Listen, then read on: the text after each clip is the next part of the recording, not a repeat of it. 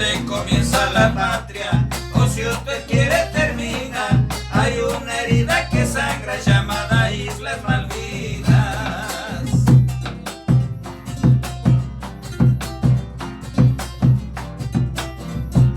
Años de gritos alzados por nuestra soberanía, indiferencia de altivos por nuestra herencia argentina.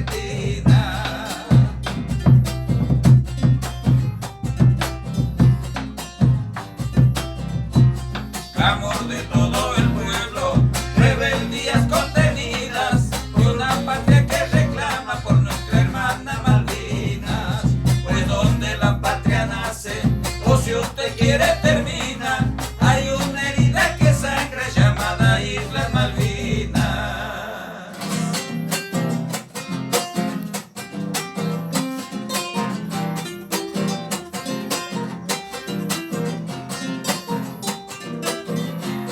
Porque son nuestras aijunas, aunque